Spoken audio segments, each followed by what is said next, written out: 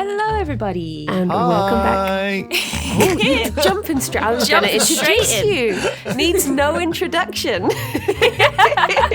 Welcome to Comfort Zone, where we dive into each other's brains and try to work out what on earth is going on in our dreams. But today we have a new brain. We have new prey, new squishy matter for us. We have Lewis here. Hi. Welcome. I jumped the gun, Briony. That's all right.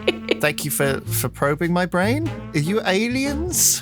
What is this? Do you get electrodes? Yeah, welcome. This is the Alien Podcast. I thought this was supposed to be comforting. I didn't want to have holes drilled in my head and be strapped to like one of those weird metal jaggedy chairs and have a light shining in my eyes. I wanted to be like snuggled up under a blanket. Well, we'll tuck you in and we'll read you a nice story. Yeah, we'll give you a blanket on the jagged metal chair.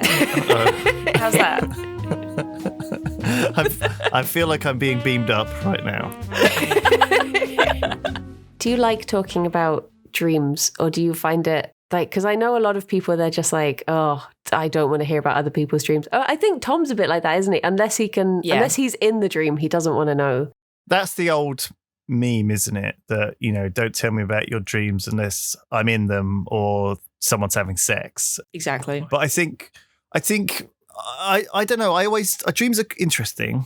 All I really know about dreams, which is probably stuff you've already gone through on this podcast, is there ways to process your filing cabinet in your brain, right? The idea is, I think, that it helps you categorize things or at least sort things out. But also there's a lot of subconscious stuff that goes on with dreams because there's something weird where you forget them very quickly if you're not careful. And so they're just very strange. They're a very strange phenomenon that we have. They're a big part of stories as well, like especially sci-fi and fantasy, the idea that dreams are this thing that you can connect with other people in, or that there's some sort of window into your mind. Yeah. I think as well in Greek mythology, because I've been reading the Iliad at the moment. Basically, if the gods want to tell you something, they'll be like, just shove it in a dream. Exactly. I don't want to talk to them. Just put it in a dream. They can figure it out themselves. So I did this thing, which they always tell you to do with lucid dreaming, is to, as soon as you wake up, you write down what you dreamed. Because otherwise it just slips out of your mind. And even as you're writing it down, details are going and you could feel them going. Yeah. It's a really strange experience, honestly. So yeah, I did write a bit down on my phone. It's sort of like it's like when you get the floaty things in your eyes and when you try and look at them, they bounce away. I think dreams are like that. The more you try and focus on them, they're just there hiding in the corner like, do not perceive me. Yeah, that is it, isn't it? And I think the other thing about dreams is that sometimes something will happen in a dream and I'll be angry about someone or something, and I'll take that through to my day subconsciously, and I'll be irritated with like someone for no reason. I'll be like, why are you like this today? And I'm often like, I must have had a bad, no. Well, it depends, doesn't it? Like, I think this is why things like meditation are good for you to help clear your mind as well. Yeah. Because often it's like go, go, go for us. Like, you know, we wake up, we're jolted awake, and then we're, you know, suddenly in the Ferrari of getting ready and getting a shower and getting outdoor, and everything's go, go, go all the time, and you're constantly listening to a podcast or watching something the whole way it's going. You don't ever have like a couple of seconds to like actually turn off, which is healthy. Yeah. I didn't think of it like that. That's good. I guess that's true. Like you like overload your brain so much with all these like stimulants throughout the day. And then I really thought about how full your head is during the day. I tend to think of mine as being quite head empty, but I guess there is a lot going on. I'm stuffing my head full of things from like bananas and Snacker Jacks and podcasts. The thing is, it's like you said, like dreaming is a way for your brain to sort of file everything away and just sort of decompress and think about what's been going on. And in a sense, I think, as you say, like you're spending all day shoving all this stuff into your brain. And the amount of people we've talked to that have just said, oh, my dreams are all just stressful. It's just stress in one form or another. And I think, like you say, like meditation is a really good thing to think about, because I think that's like a more positive way, in a way, to like decompress, because you sort of have control of it, you know, whereas in your dreams it's like, oh, you know, you're stressed, okay, here's a stressful dream, here you go, enjoy. I struggle with the meditation thing. I've tried it before. Maybe I've just not found the way for me. But I find as someone with aphantasia, which is basically I can't imagine things. So when you're listening to a thing and it's been like, you're by the sea, and in my head is literally just the void. Like, I'm not by the sea. I think it's the opposite, Briony. So a lot of people, when they meditate, they try and clear their mind. They're trying to look for emptiness and try and think of nothing. And a big part of it is to, as soon as your mind drifts onto thinking about something, it's to try and bring it back and focus mostly on breathing, actually. So in fact, you might be... I've got a head start. A Zen master. You might actually be powered up. You might be the next reincarnation of the Buddha. Oh my gosh. You never know. I think meditation, a lot of people meditate and they don't know it, though. A lot of people have a walk to work or a drive, or they do something where they're waiting for someone. And if they're not on their phone or they're not... I think it happens less nowadays because everyone does. You know, you go on the train and you look down the train, everyone is on their phone, right? There used to be just people staring out the window blindly thinking about stuff. And that was quite meditative in a way. I'm not saying that people are more irritable now. And maybe, in fact, people are less irritable now because they're distracted by their phones. The things that bothered them don't roll around in their head and get them all amped up. So I don't know, maybe, in fact, in some ways, it's not meditative. It's in fact harmful to try and if it's uncontrolled, you know, if you're not actively trying to clear your mind and categorize things and put things away, I think people can get stressed out by these things. But yeah, I can see why people think dreams are stressy, because thinking about them, they're weird. Yeah. The other big problem with why dreams are sort of not interesting is because they don't have a coherent story. Yeah. We watch a lot of crap on the telly that's kind of bad story, but at least it's kind of got a beginning, a middle, and an end. The dream, you just start in the middle of something weird with all these rules that have already established and they're weird, but you just sort of don't even notice that they've got these odd rules. And then it just sort of ends all very abruptly. And the part of the reason is that you wouldn't remember it, I guess. It's not crafted. It's not like some sort of thing. It's just like a hallucination, I guess, in a sense. I think that's the other reason. They're deeply unsatisfied. It's like trying to tell them is like telling people an anecdote with no reason, and sometimes they don't make any sense and they don't have any meaning. And I think there's a lot of meaning ascribed to them. Yeah, even from like Greek times, I think people assumed that the things that you dreamt were the things that you wanted. You know, like, oh, your dreams. Even today we say, oh, I dream of being an astronaut, right? No one fucking does that, do they? I don't think I've never actually dreamed of something that I would like to happen. Yeah. Yeah. You know what I'm saying? Yeah, it's funny how like dream and aspiration have just become one and the same sort of thing, when really, if your dreams really did come true, it would just be terrifying. Yeah. I find my dreams are very much sensible things that when I think about it, it's like, oh, okay, this does make sense because the people in the dream are usually the people I'm hanging out with that day. Or the other thing as big video gamers is that if you've been playing a game for 12 hours, that's all you're going to dream about. Yeah, I've had that 100%. And it's gonna go round and round in your head and sometimes be very kind of unpleasant, actually, because it's kind of fucked up. Yeah, I've found a lot of the time when I've binged a game and I end up dreaming about it, I almost feel like I'm not sleeping. Like I just feel like I'm still playing the game and I'm not getting any rest. Yeah. You do that sort of like half awake thing where you're just like, oh, I've got to, no, wait, I'm meant to be seeing the guy about the chickens I collected or something. You're like, what? No, you should be asleep, please. Yeah, I remember when Minecraft first got released and I played it non-stop. I was dreaming in cubes. It was awful.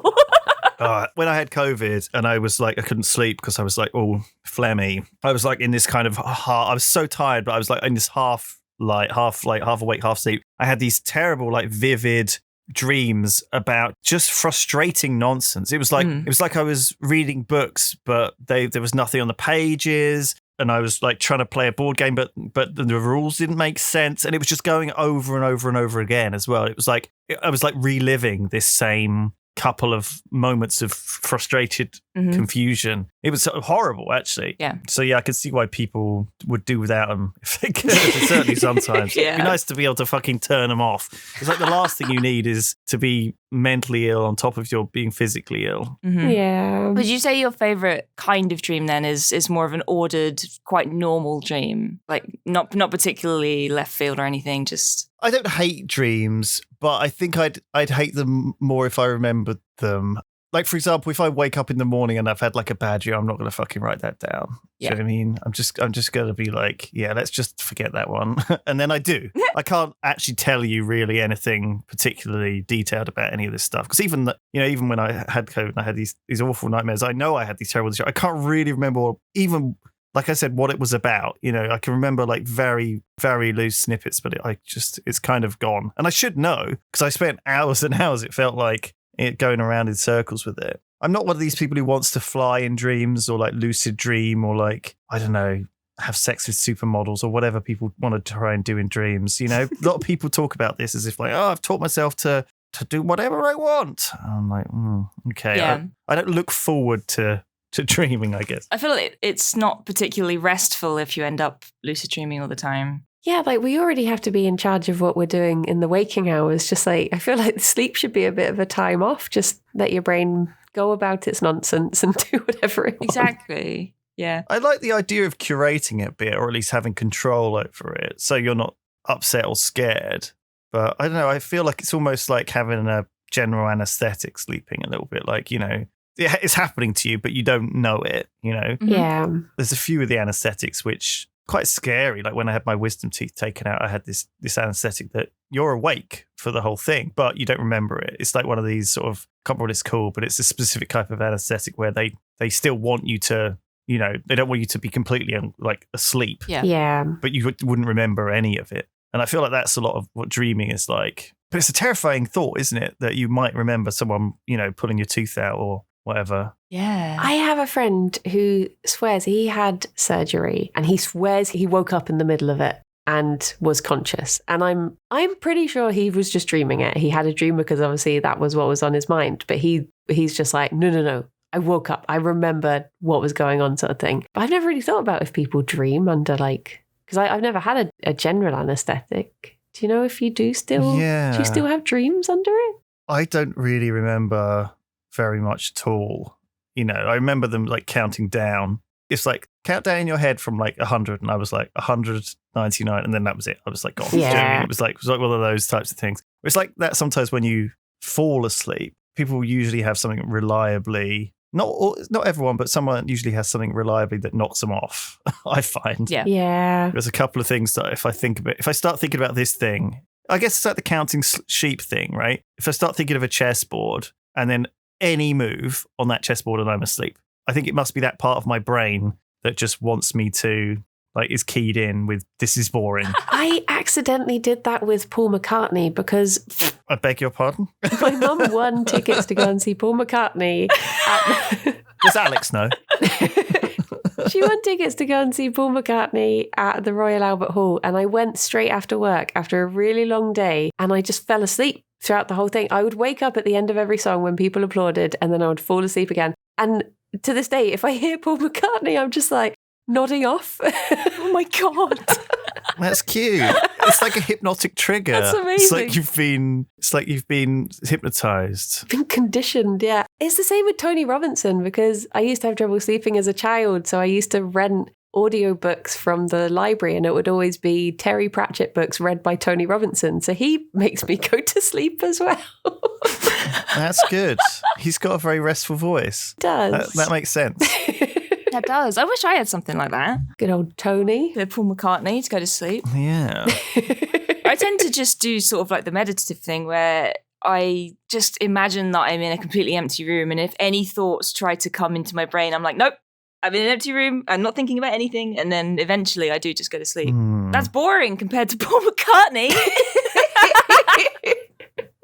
I bet it can be a good thing if you do you squeeze, like you tense your toes and then you release, and then you tense your feet and release, and you work all the way up. I've heard that can be a good thing. Yeah, I've tried that as well. That's pretty good. Oh, yeah, that's like a relaxation technique. That so you sort of bring your consciousness down to your toes, and you try and relax every muscle in your body, like working your way up one thing at a time. Yeah, and you'll find that like it shakes out a lot of tension because you're always. I don't know. I'm always like I always sleep super weird as well, like uncomfortably. I find it difficult to get like a good, comfortable position, and then I wake up and I'm like twisted around like The Exorcist or something, But yeah, I don't know about dreams if I want to remember them. I guess I don't. I guess generally I don't. And I'm happy not. But I'm also just keen to make sure they don't affect me as well. I don't want them to mess me up or make me behave in a way that is irrational. Yeah, we've talked about this previously, like how people are affected by their dreams in the sense that they might get angry at their partner or they might get angry at a friend because they dreamt that they did something awful. And it's so bizarre how it affects, like,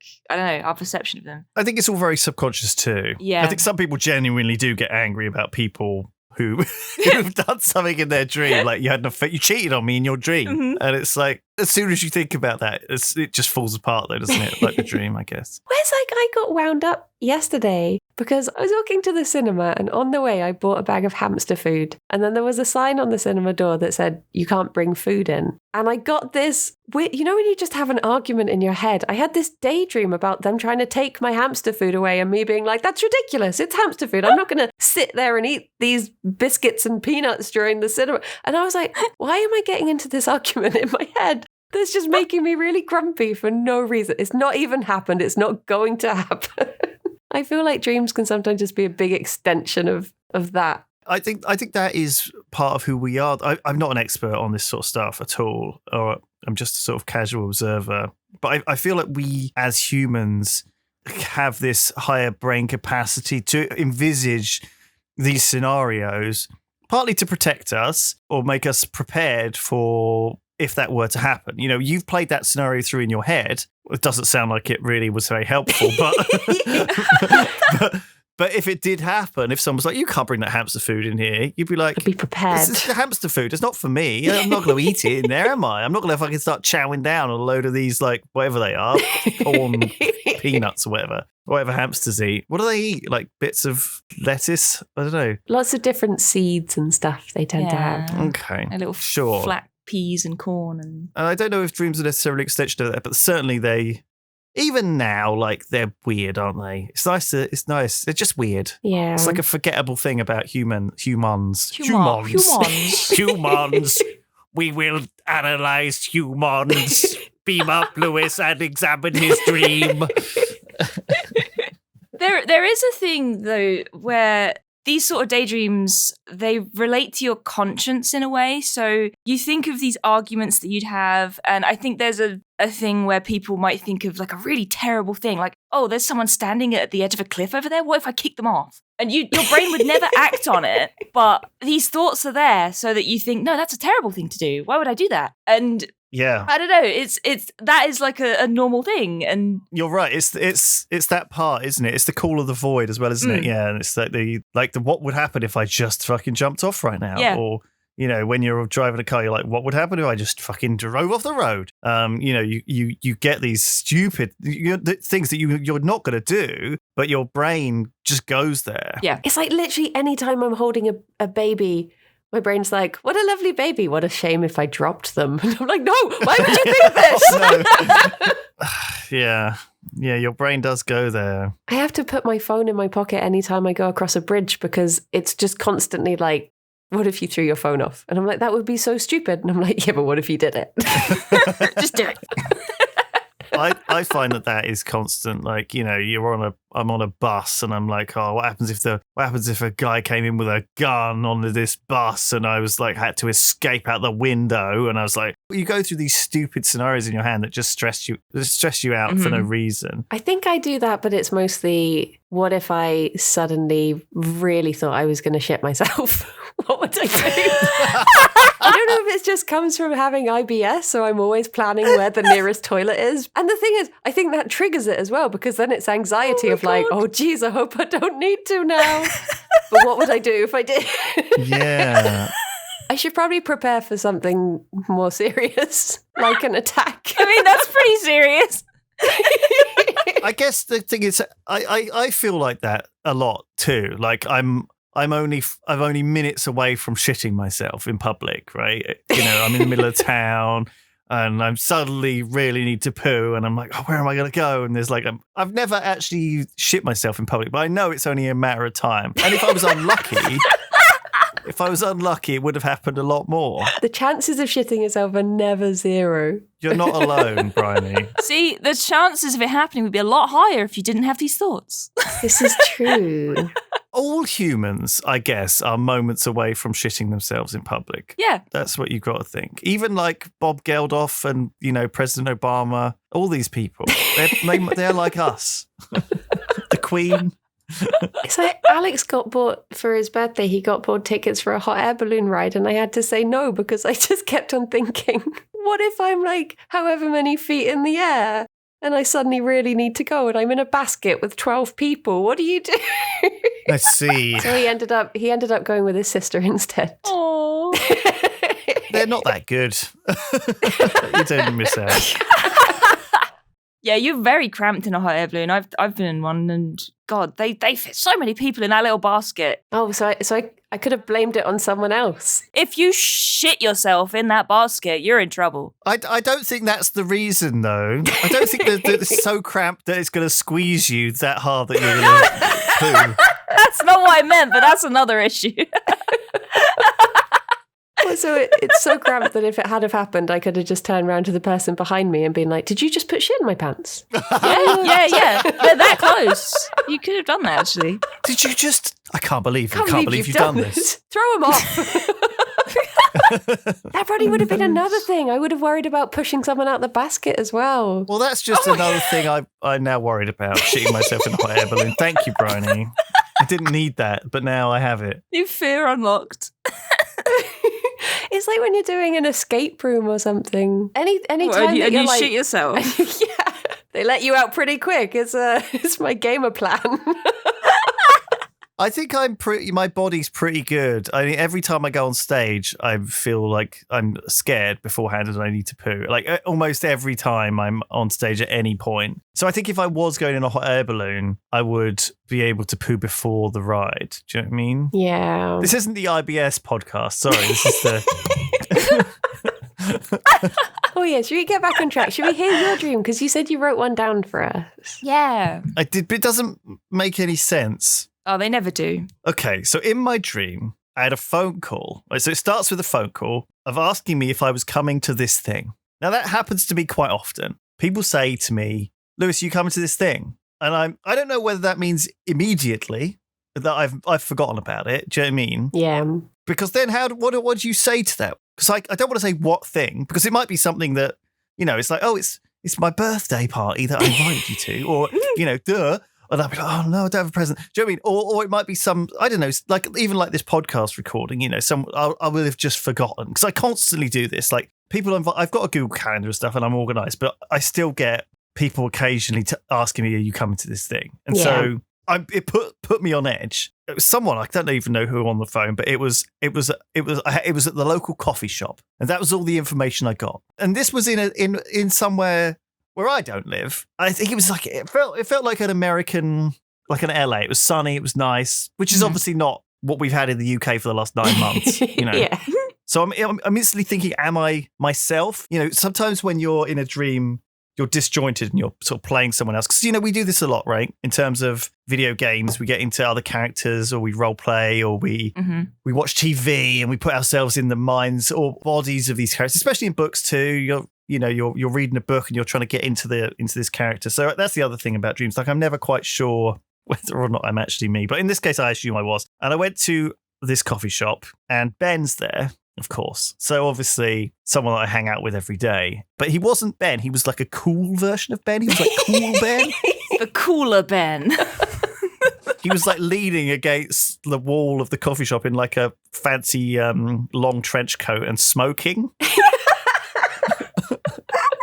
And occasionally people were like asking him for autographs. And it turned out that this was a reveal event for a new card game. Okay, like a Magic the Gathering, I guess, like type card game. Mm-hmm. And Ben was obviously, I don't know, a celebrity in this card game, in this universe that I was thinking of. I wrote down the name of the card game was called Aquili. Oh. Which doesn't sound very good. But they had like one big table in this coffee shop with all of like I've been to a lot of these types of events where they rent out a place and they put computers in there, or they get some tables with the game on. You go to like an event like Comic-Con or whatever, and people are showing off their board game. Yeah. And they have a few tables with their board game on it. It had like one big table and it had these like cards on it. And there was no one else there really. It was just an ordinary coffee shop. And this is the point at which the dream went a bit weird. This coffee place was a Costa, like a normal Costa coffee place, except everyone had set up their own franchised coffee shop on each table. Right. And you could go and get like a very weird, specific, like shortcake coffee from this specific woman who was running her own business.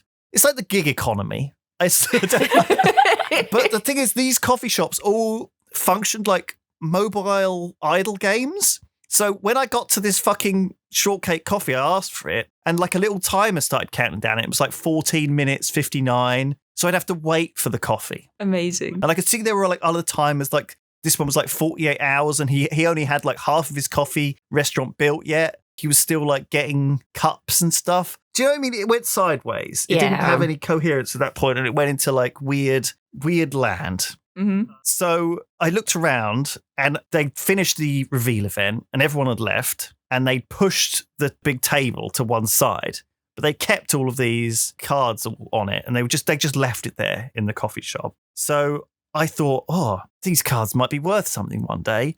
So I went around gathering them all up like some scavenger. A little loot goblin. Like a little loot goblin. And I was like snatching up all of the cards. Then I woke up. There you go. And that was it. That's all I have. What was Cool Ben doing all this time? I didn't see Cool Ben again. No. Oh, he's too cool. He's too cool. That's all I got. It was short and weird. It just, I don't know, like it was so, I don't even know where to begin, like trying to unpack stuff. Because I don't particularly play any of these mobile idle games. I know of them. Yeah. I know how they work. I guess like in my mind, I'm just trying to put together the idea of like people running their own businesses, but it just being this artificial, or maybe it's fun. Maybe people enjoy running their own coffee shop in a coffee shop. It almost sounds like an episode of The Apprentice where they've had to go off and make their own coffee franchise, and they never act like normal human beings. No, they don't. The Apprentice is a wild ride. No, they act completely irrationally and have this terrible idea because they, in their specific life or family, have had an experience where they particularly enjoyed this one thing. It might be like, oh, whortleberry jam.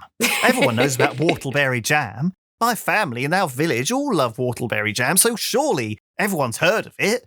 And they're not going to be completely weirded out when I suggest whortleberry jam tart, as the next big thing. But no one's ever heard of that. It's just you. And everyone else now thinks you're weird. Oh my gosh. I can't believe you're going to crash the Aquila market. Yeah. Are you planning on selling off all the cards super expensive, keeping some of them back? I don't know. I don't know what I was thinking. I think I would just assumed that in my mind, like I just became very greedy. I was like, oh, yeah. Something about like originals.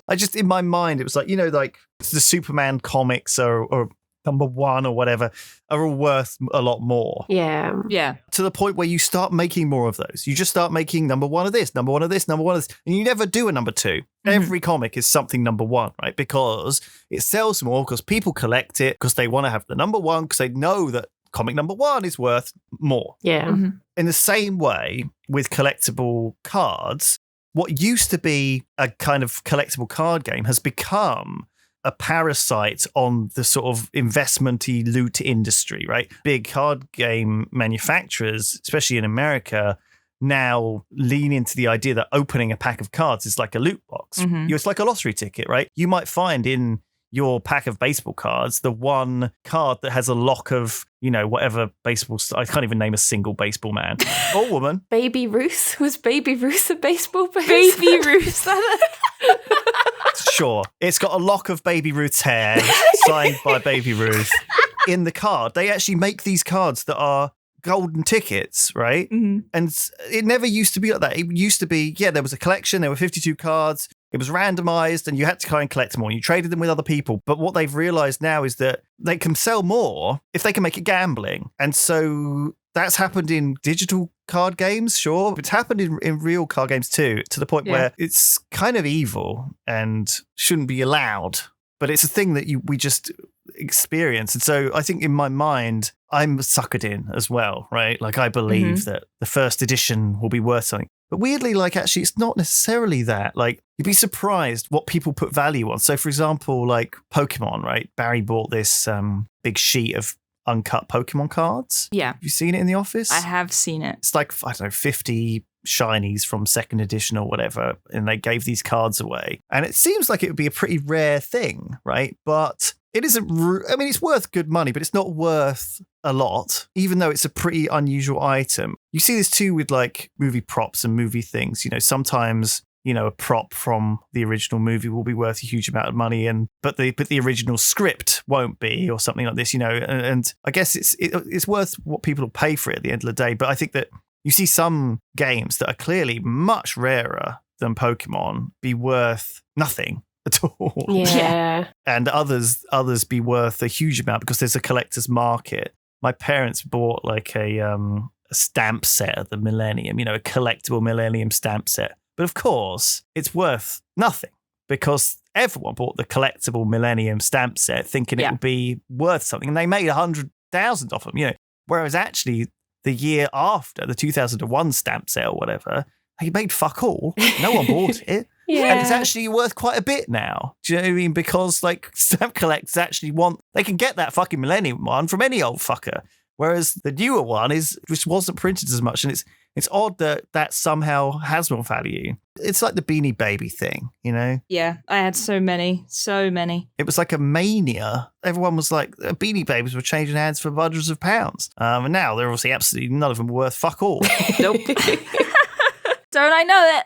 Or maybe they're worth something nowadays. I don't think they are. But it's very strange, isn't it? I'm not saying the Pokemon card market's going to crash, but it is odd. Yeah, I think a lot of the time, like it's very specific ones that end up becoming rare with that sort of thing. Like, say with the Beanie Babies, like there are a couple of really rare, like bears, whereas all of the other just junk Beanie Babies, nobody cares about, like at all. And very few people care about the very special bears either. And it's the same with Pokemon cards, like Charizard. Everyone wants a Charizard, but like give me an Ivysaur. It's like, oh, I don't really care about that. Yeah. What's your favorite Pokemon? Mine is Totodile from Gen 2. Totodile. Totodile. I'm going to have to look that one up. He's a very sweet little crocodile boy. Totodile. Mine's Whortleberry. Whortleberry.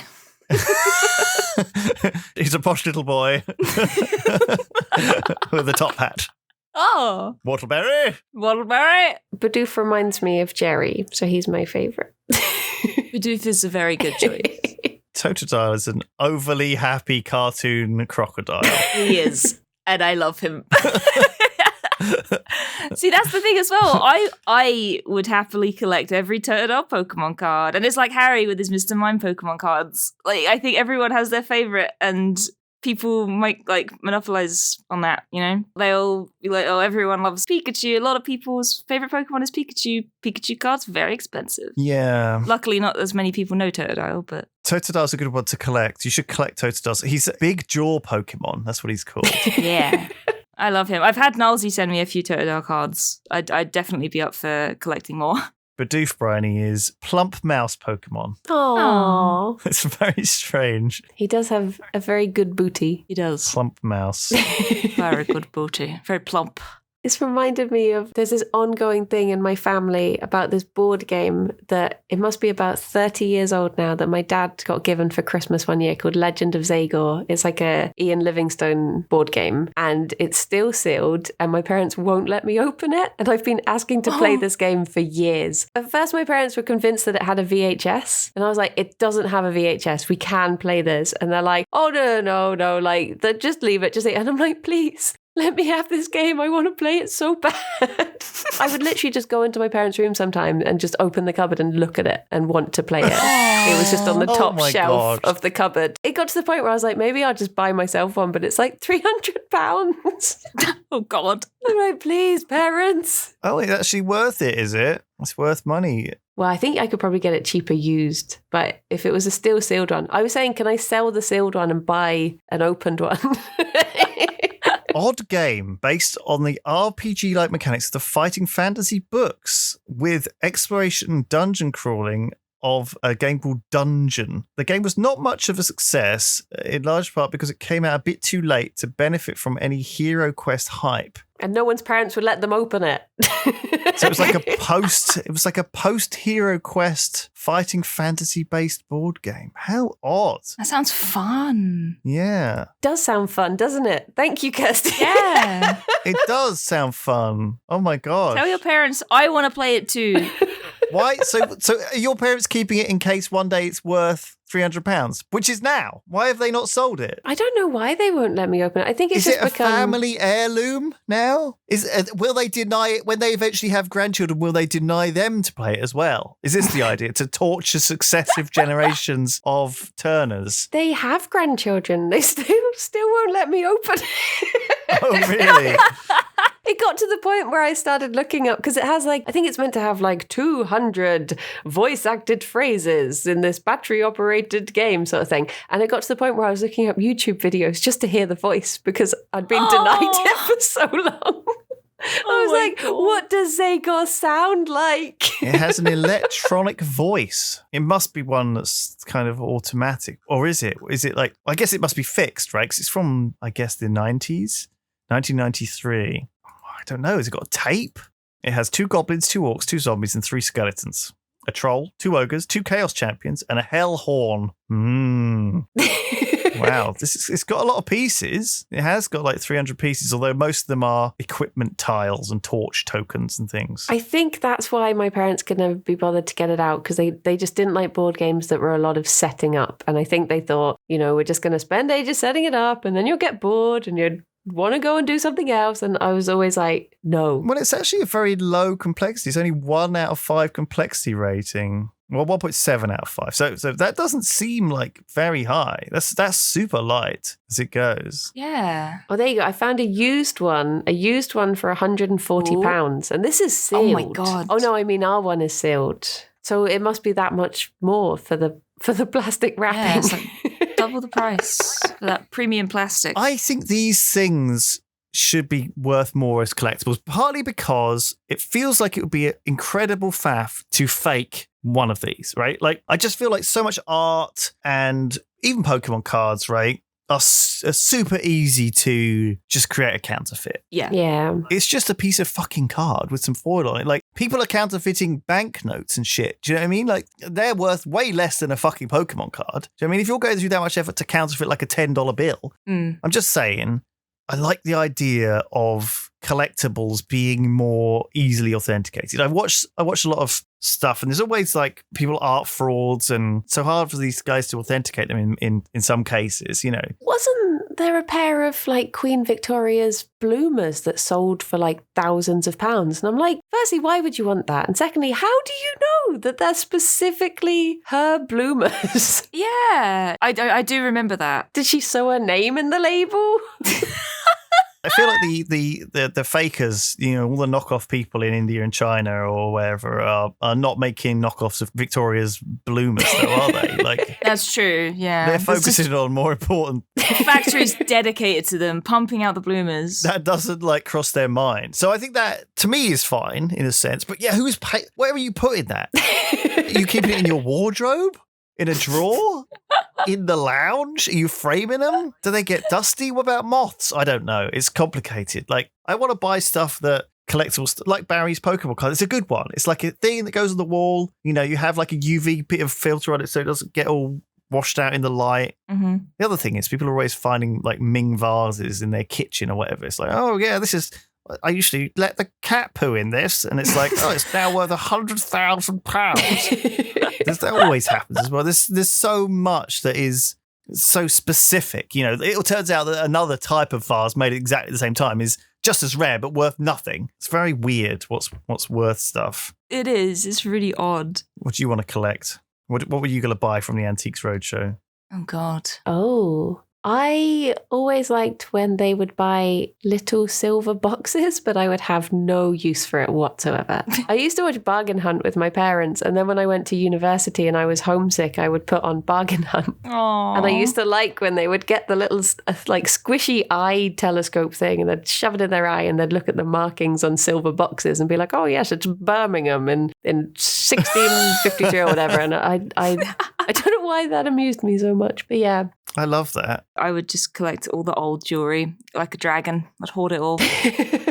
All the ugly brooches and the big old like amber pendants and stuff. Just like, this is mine now. Would you sleep on top of it? Yeah.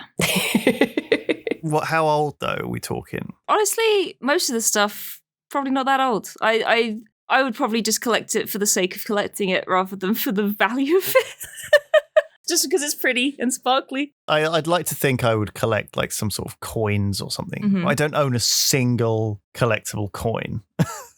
So I just daydream about collecting things and then I'm too daunted to actually buy anything of value. I think it's because I think I might lose it or like have to carry it around. I'm scared to have a collection of things. Yeah. The things I actually end up with collections of is things that I've been given. Like I tend to be given or pick up a lot of pin badges at events and or off games or off gifts, and I've always put them in an envelope, and I've actually like built up this vast amount of pin badges that I've been given now, which I kind of feel like I want to give them all away, but I don't know how now. I've sort of accidentally started collecting something that I wasn't intending to collect. Yeah. See, I have a plan because I love pin badges, but because I'm afraid that they're going to fall off of clothing or bags or whatever, I want to get like a big quilt and put it on the wall and put them all on there so I can sort of display them so they're not hidden away, but they're not in danger.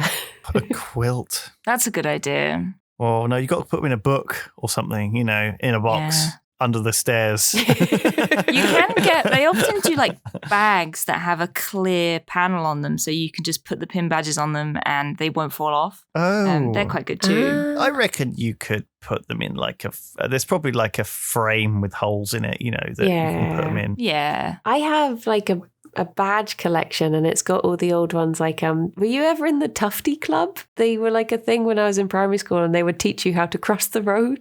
Oh, I've never heard of it. I've never heard of it, no. I had just badges from like when I had a Charlie Chalk birthday at the Beefeater and all of this stuff. Like, oh my God. All these badges that I got given throughout all of my life, and they're so completely no value to them whatsoever other than for me. But yeah, I do love them. Honestly, same. The history of the Tufty Club. Here we go. 1953, Tufty Fluffy Tail created. And it's a picture of a squirrel wearing yellow pants, a blue blazer, and he's kind of crouching in a position where he sort of looks like he's about to take a shit. He's kind of squatting. Maybe he's got IBS and he's been caught out. Yeah, hopefully he's not in public. Yeah. 1962, more than 60,000 children joined the Tufty Club, which is expanded to include older children. 1966, 2,000 Tufty clubs. 1993, he was restyled and modernized to bring him up to date with the 1990s. Ooh, they gave him a backwards cap. He's, kind and of. a skateboard. He's got like a cool shirt which has T on it, and he's got like, he looks like a 90s cartoon character. I guess that's the era I would have joined. It's Cool Tufty, like Cool Ben, but Cool Tufty. Cool Tufty. Big old trench coat on. I've never heard of it. Her Royal Highness Princess Michael of Kent. Who is Princess Michael? Is that a person? I've no idea. It's one of the lesser known royal members, I guess.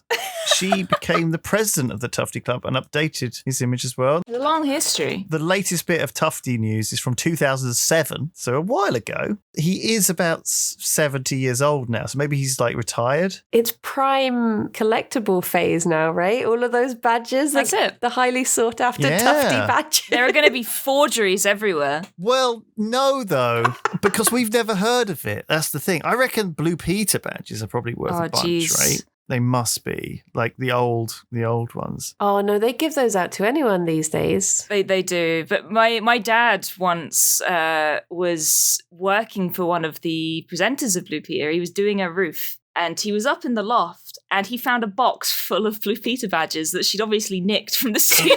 Okay. So he just took one and he was like, "Go Blue Peter badge for you." I was like, "Oh, nice." Thanks, Dad. He stole it Yeah, he did. from a Blue Presenter's attic. I don't think that's allowed. That's like you should have a Blue Peter badge removed for being a thief. Sorry, Dad's going to prison. Dad's going to prison. I'm so sorry. But weren't they for different things, like the Blue Peter badge for art and stuff? So maybe there was one for thievery. Yeah, maybe. They were all different colours. There was like the green one for doing nature things and the blue one for doing something else. And the white one with the blue ship was the regular one. That was the one that my dad found. That was for doing crime. That was the crime badge. Crime badge. And the gold one if you did something really special. I bet they're worth a fortune. Maybe if he just waited and finished the roof and done a nice job, he would have gotten a gold badge. Yeah, she would have just given one. Did you think that's why? She probably nicked them to begin with, to be honest. What are you saying? That because she stole them? Yeah, it's fine. He's like Omar from The Wire. He can't get in trouble because he was already stealing from thieves.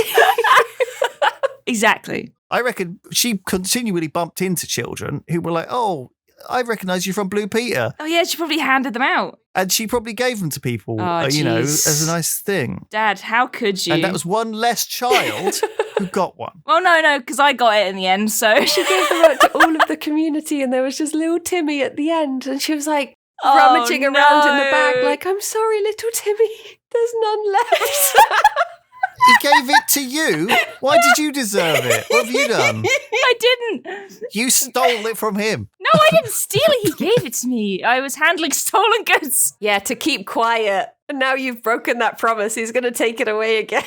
Well, it ended up breaking, if that's any consolation. It was rubbish. It was well loved. I'm sure we could get that mended. Probably. Oh, my poor Blue Peter badge. I think I've got a Blue Peter badge in there somewhere, but it wasn't mine. Did you steal it? Well, I think it was my Oh, sister's, so you maybe did. I did. Maybe this is the only way you get them now. They're hot property. They are. Is Blue Peter still even going? Probably in some way. It was very wholesome. It needs to be rebooted. That's what they're doing with everything these days. There's a fucking Beavis and Butthead movie coming out. So Yeah, I saw that. oh God. If they can reboot that, they can reboot Blue Peter. They did do up the Blue Peter tune. They made like a dubstep version of it or something. And I remember catching it on TV when I was babysitting, and I was just like, the heck? This isn't my Blue Peter. Dubstep. It might have stopped not long after that. I can't imagine why. Yeah, apparently it's still going. Oh, damn. wow. Still going. It's like the longest running British TV show or something, right? Or it always used to be. Yeah, it's very popular. It's had 5,000 editions or episodes or something. Oh, geez. I already told that story because I thought it had ended. Now they're going to be on my case. I'm going to have to repeat knocking at the door. Yeah. They're going to send a load of like red badge holders to come and hunt you down. Yeah, they'll take you to Blue Peter HQ and make you ride on an elephant or something. I don't know what they do. Discipline you. Don't they every year when they put the tortoises in a box so that they can hibernate? You're going to be in there this year. Oh, no. Oh, God. Oh, shit. You're going to be working in the Blue Peter garden. Or maybe I'll get a green badge for that, but probably not. I don't think I'm allowed any more badges. Just steal one. Still one, yeah? Well, I feel like we didn't really analyse your dream at all, but hopefully you feel okay. Do you feel comforted at all? Was that the point? Yeah. I had a nice chat. You know, we should go and do our own bargain hunt, Brian. We should go and look for little silver boxes. That is such a good idea. You know, find some pin badges. Kirsty can go around stealing things whilst we cover for her. Perfect. Yeah. Like Oliver Twist, like a little criminal gang of orphans. Going, oh, is that a silver box, my lad? Ooh, Hallmark Birmingham. I'll pocket that. Well, thank you so much for coming and talking to us and telling us about your dream as well. It's a pleasure. Thank you for having me. Until next time, everyone. Bye-bye for now. Bye-bye. Farewell.